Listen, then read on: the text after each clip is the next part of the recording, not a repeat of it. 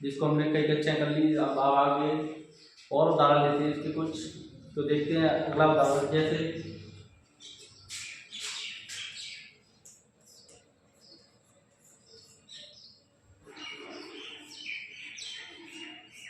चीनी के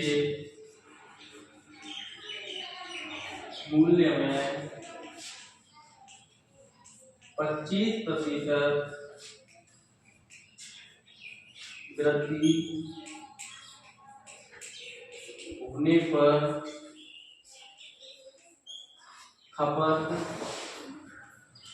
में कितनी कमी की जाए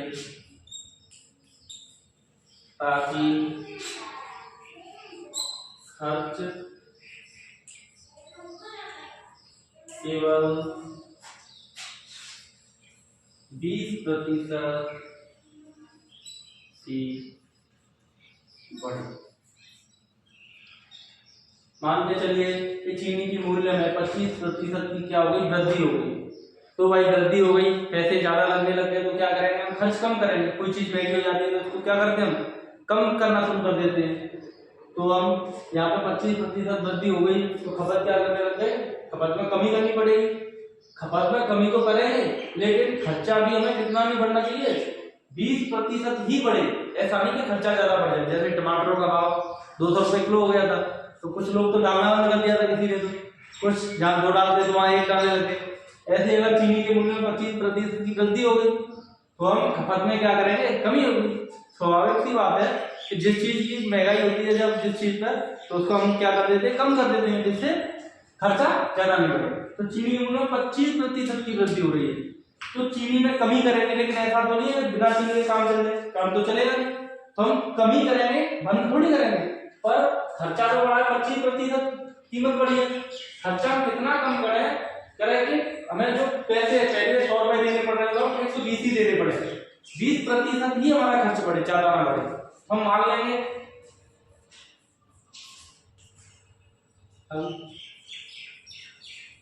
माना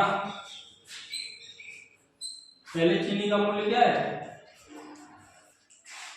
हम चीनी का मूल्य x भी मान सकते हैं, कुछ भी मान सकते हैं, लेकिन अपन को जो अपन को कैलकुलेशन करनी है, गणना करनी है, वो 100 पे क्या है, जल्दी हो जाती है। क्योंकि जो परसेंट है वो 100 पे होता है, तो काटने में आसानी रहती है। तो हम जो भी है ज्यादातर हम 100 मानेंगे, क्यों, उससे गणना आसान होगी आपकी। माना चीनी का परसेंटेज है, वो तो किसी पे भी करो, का मूल्य कितना मान लिया, 100। पहले चीनी का मूल्य क्या था, 100 रुपए, अब वो बढ़ गई। आप देखो पहले कितना था, 100, तो इसकी कीमत में क्या हुई, वृद्धि। कितनी परसेंट वृद्धि हुई थी, 25। इसका मतलब पहले जो 100 की थी अब वो कितने की हो गई, 125%। 25 बढ़ गया, 125% हो गई। पहले 100 रुपए की थी, उसका 25% वृद्धि होना मतलब 125/100। यहाँ पर तो 25% जोड़ दो, यहाँ पर 100 में जोड़कर डायरेक्ट 125% मतलब प्रतिशत को हटाएंगे, 100 का भाग गुणा। अब इसमें कितनी कमी की जाए, अब फिर गुणा करना है, क्योंकि कमी पूछ रहा है, कितनी कमी किया जाए, यहाँ पर कितने प्रतिशत की कमी की जाए, कितना खर्चा कितना रहे, खर्चा केवल 20% ही बढ़े।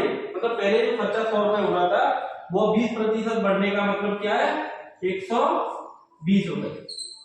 डायरेक्ट 120 भी लिख सकते हैं, नहीं तो आप 100 का कर सकते हो कि 100 का 120% बढ़ा के 120%, 100 से 100 तो कट ही जाता है, 120 ही बचता है, तो मैंने डायरेक्ट 120 लिख दिया। अब यहाँ पे देखो 100 रुपए थी पहले, 25% की वृद्धि मतलब 125/100 गुणा कितनी कमी की जाए, हमें पता तो नहीं, पता नहीं तो हम x मान लेंगे। मान लिया x% को 150 का भाग बराबर कितना खर्चा आना चाहिए, 120।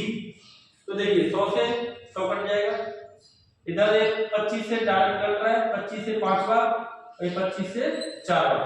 यहाँ ऊपर कितना रहेगा, 5 गुणा x, नीचे 4 बराबर में 120। तो ये जो गुणा की होती है वो भाग में जाती है, जो भाग की होती है वो गुणा में। हमें क्या x का मान निकालना है, तो x किधर रखेंगे, बाकी सब किधर जाएगा, उधर 120 पहले से है, गुणा जो 5 है वो नीचे आ जाएगा, नीचे का ऊपर 4/5। अब 5 से काट लो, 5 एकम 5, 5 दूनी 10, 2 बचेंगे, 5 और 20, 24 का गुणा आप 4 से करेंगे, 4 से खोल लेंगे, 6 हाथ से 1, 4 दूनी 8, 1 हाथ के 9। ये x कितना है? x आया 96। x कितना है? 96। x 96 आया, इसका मतलब ये जो कमी है, कमी कितनी परसेंट कमी हुई है? क्योंकि मान आया है वो 96% है, तो कमी कितनी हो गई? 100 से कितना कम रह गया है? 100 से कितना कम है? 4, 100 में से घटा लेंगे तो कमी। ये तो इसका मान आया है कि यहाँ पे कितना रखा है, जैसे यहाँ पे 125 रखा, 125 कैसे आया था? 25% की वृद्धि होने के कारण।